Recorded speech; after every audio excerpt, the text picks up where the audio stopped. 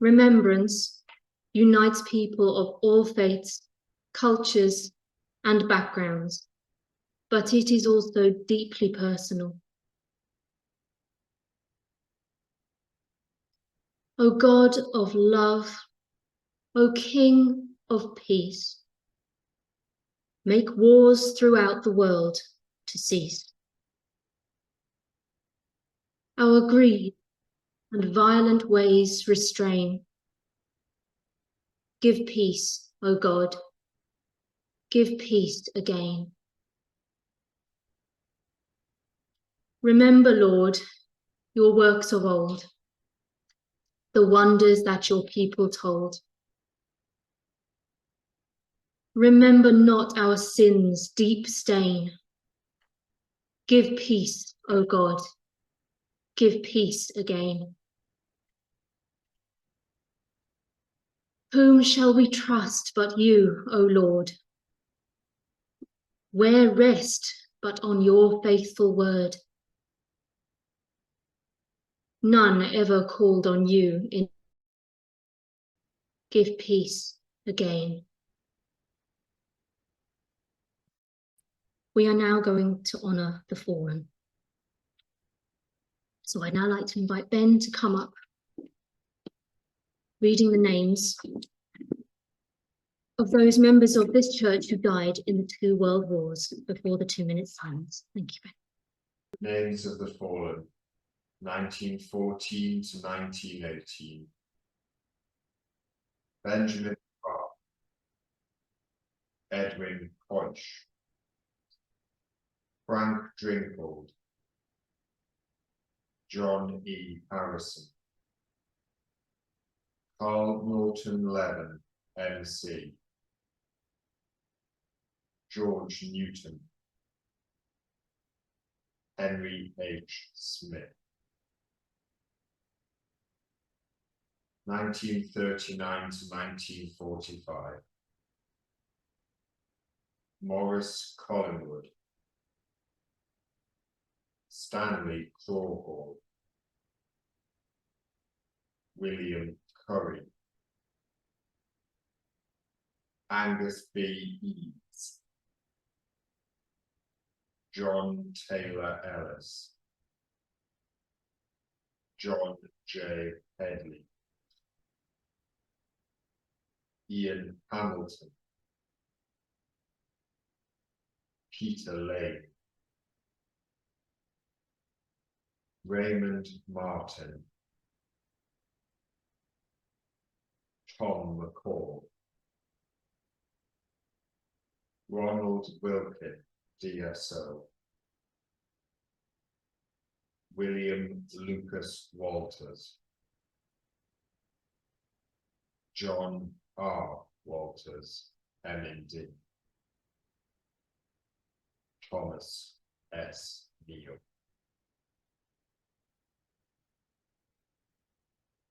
Please remain standing as you are able for the 2-minute silence. You cannot simultaneously prevent and prepare for war.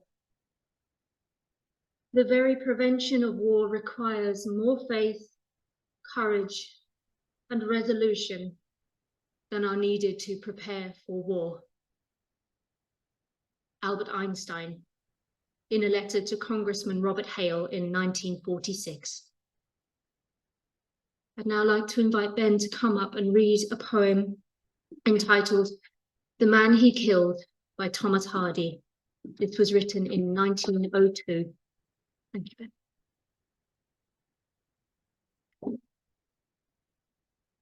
He had and I but met by some old ancient inn. We should have sat us down to wet right many a nipperkin. But ranged as infantry and staring face to face, I shot at him as he at me. Was out of work, had sold his traps, no other reason why. Yes, quaint and curious war is. You shoot a fellow down, you treat if met where any bar is, or help to half a crown.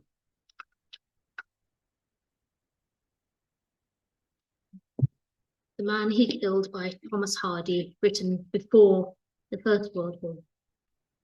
We are here to honour the fallen and the survivors.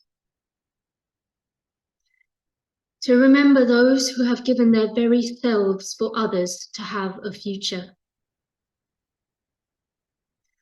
Whatever your political or spiritual views around war, peace, and nationhood, we can gather to acknowledge the sacrifices of military and civilian individuals in the face of active conflict and disaster, to acknowledge those who have served us. Inspired by another BBC programme, I am indebted to the BBC today. I thought we'd look at how remembrance has changed over the last century. Our impression of VE Day is unambiguous. It was a unified celebration. But actually, 1918 evokes a much more complex reaction. The triumph of victory and the sense of relief was tainted with an immense sense of loss. And we've been struggling to reconcile these two responses ever since. The 1920s view was celebratory, the BBC itself. One attendee at a remembrance service in 1937 viewed remembrance as hypocritical, given that Europe was sliding towards yet another war. So over those 2 decades, there had been a change from a sense of victory but sadness to immense celebration and to a sense of hypocritical commemoration as we slid into war. The sacrifice of those who died in the First World War can only be redeemed by ensuring there isn't another conflict. And that's a really dominant mode of commemoration locally and nationally in the 1930s, the idea of sacrifice redeemed by preserving peace. But of course, if it turns out that peace can't be preserved, then the person who is the reason for that is that the British people were furious with Hitler. And one reason for that is that they felt that he was determined to have a war. And in doing that, it's as though putting on the graves of 1 million British and Imperial dead servicemen from the First World War. At the opening of the Second World War, remembrance ceremonies were suspended, ostensibly as large gatherings were deemed unsafe, but in reality, it was probably deemed bad for public morale to be memorializing one world war while in the midst of a second. A day and a ceremony that had been designed to mark the armistice and the dawn of an age of peace became tarnished by 6 more years of war. After the Second World War, the 2 wars became bound together in remembrance. As the veterans aged, they remembered the war differently. Some looked back with nostalgia. Elsewhere, though, other narratives gained strength too, as people increasingly began to see the war, and war in general, as futile. Broadcasts that included veterans actually, and we developed feeling what it was like to be there in a way that we couldn't before. As a result, the dominant narrative of the war then became about suffering, sacrifice, the Western Front, the trenches, and above all, futility. As time went on, attitudes to war continued to change, and patriotism did fade somewhat, and a generation gap opened up, with a younger generation deeply against war, while many older people were in support of it as a form of defense when needed. And in fact, the younger generation began to not want to hear about war at all in the 60s and 70s. It began to seem that the First and Second World Wars were not relevant at all, and many views shifted towards indifference. However, as other wars began to happen, Remembrance Sunday did become a chance to commemorate the acts of those in other conflicts, such as the Korea War, Vietnam, and those who died in Northern Ireland.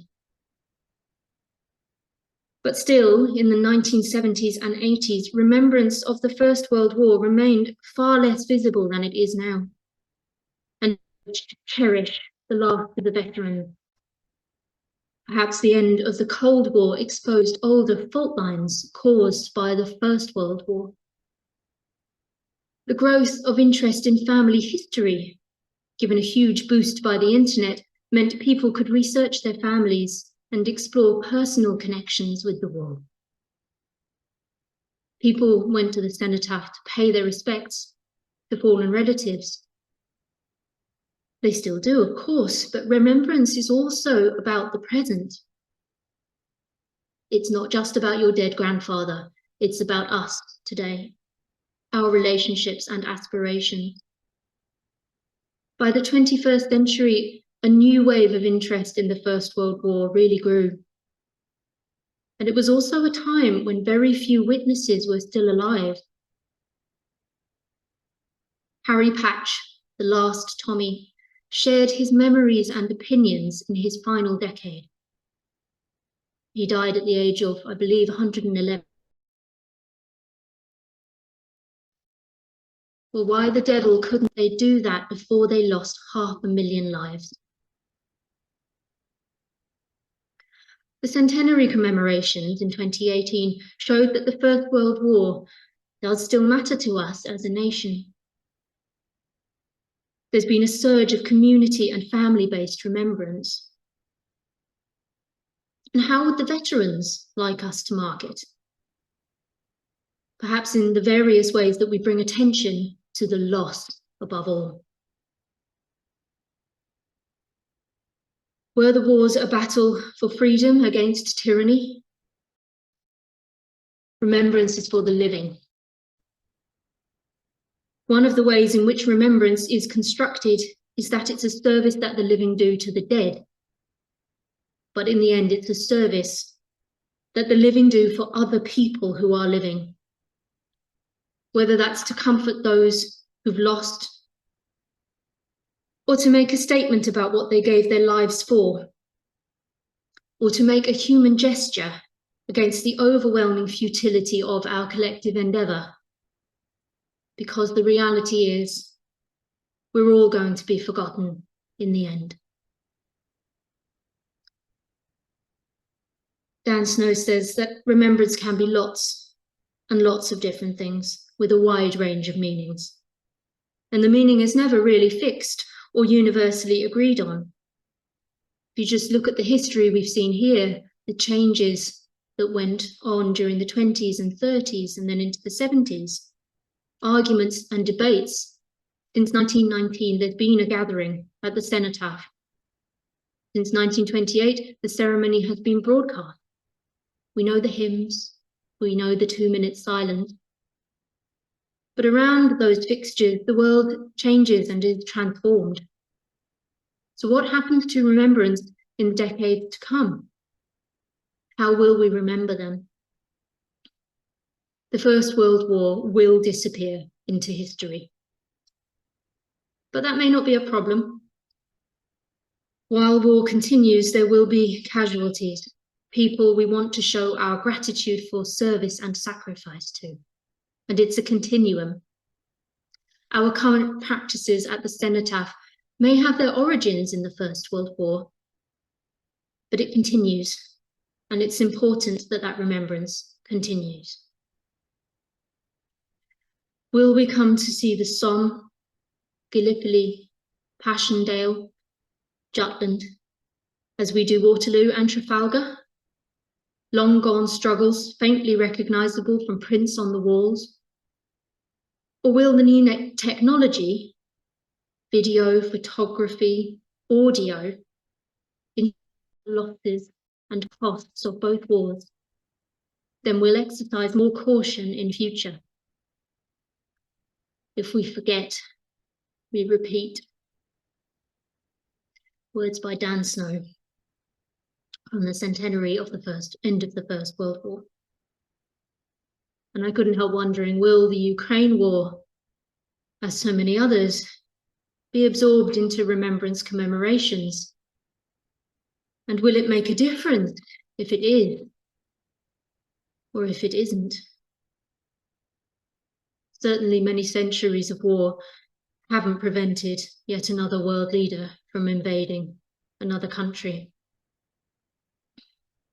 News reports are filled with both objective details of how the Ukraine war has progressed and desperately sad accounts of the devastation caused in Ukrainian lives. You've almost certainly heard that Ukraine is widely celebrating the Russian retreat from Kherson, although whether it's a premature celebration is up for debate. The UK's Defence Secretary, Ben Wallace, said that the retreat marked another strategic failure for Moscow. Now, with Kherson also being surrendered, ordinary people of Russia must surely ask themselves, what was it all for? And I'm sure many of us ask exactly the same question of every war.